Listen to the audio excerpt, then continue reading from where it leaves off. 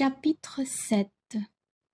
Comment une vieille prit soin de Candide et comment il retrouva ce qu'il aimait.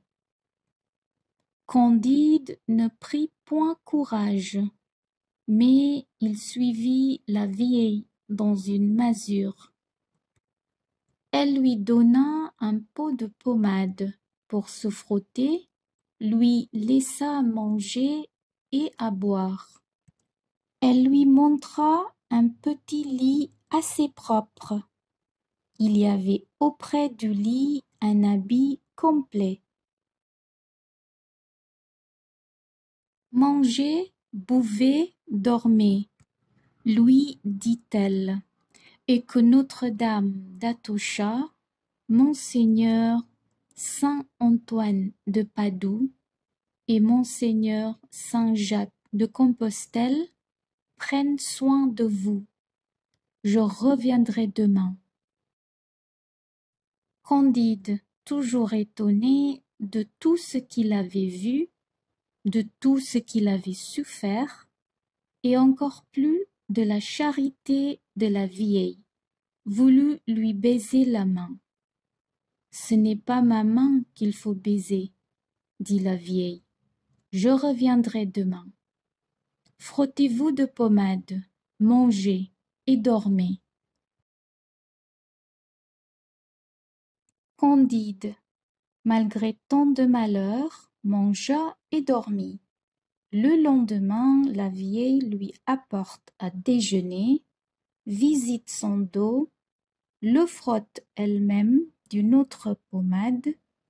Elle lui apporte ensuite à dîner. Elle revient sur le soir et apporte à souper. Le surlendemain, elle fit encore les mêmes cérémonies. « Qui êtes-vous » lui disait toujours Candide. « Qui vous a inspiré tant de bonté? Quelle grâce puis-je vous rendre ?» La bonne femme ne répondait jamais rien. Elle revint sur le soir et n'apporta point à souper. « Venez avec moi, dit-elle, et ne dites mot. » Elle le prend sous le bras et marche avec lui dans la campagne environ un quart de mille. Ils arrivent à une maison isolée, entourée de jardins et de canaux. La vieille frappe à une petite porte. On ouvre. Elle mène Candide par un escalier dérobé dans un cabinet doré, le laisser sur un canapé de brocart, referme la porte et s'en va.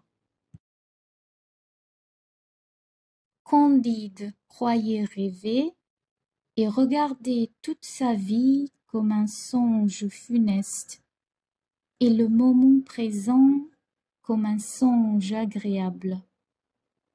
La vieille reparut bientôt.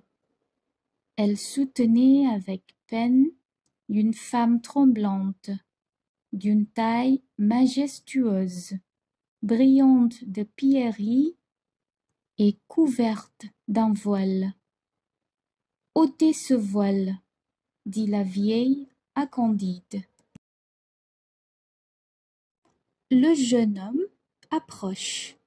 Il lève le voile d'une main timide. Quel moment! Quelle surprise! Il croit voir mademoiselle Cunégonde. Il la voyait en effet, c'était elle-même. La force lui manque. Il ne peut proférer une parole. Il tombe à ses pieds. Cunégonde tombe sur le canapé. La vieille les accable d'eau spiritueuse. Ils reprennent leur sens, ils se parlent. Ce sont d'abord des mots entrecoupés. des demandes et des réponses qui se croisent, des soupirs, des larmes, des cris. La vieille leur recommande de faire moins de bruit et les laisse en liberté. Quoi? C'est vous? Lui dit Candide. Vous vivez? Je vous retrouve en Portugal. On ne vous a donc pas violé? On ne vous a point fendu le ventre, comme le philosophe Pangloss me l'avait assuré.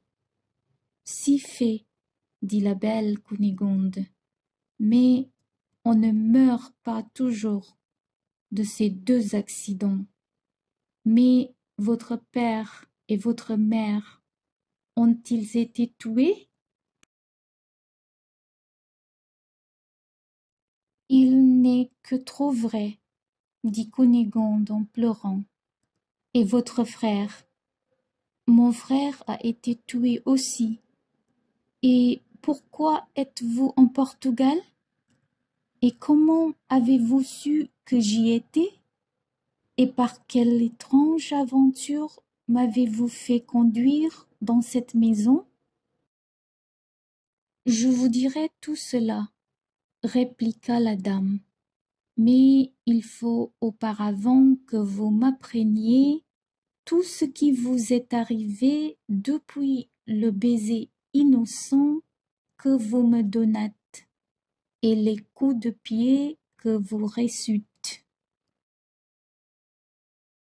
Candide lui obéit avec un profond respect, et quoiqu'il fût interdit, quoique sa voix fût faible et tremblante, quoique l'échine lui fît encore un peu mal, il lui raconta de la manière la plus naïve tout ce qu'il avait éprouvé depuis le moment de leur séparation.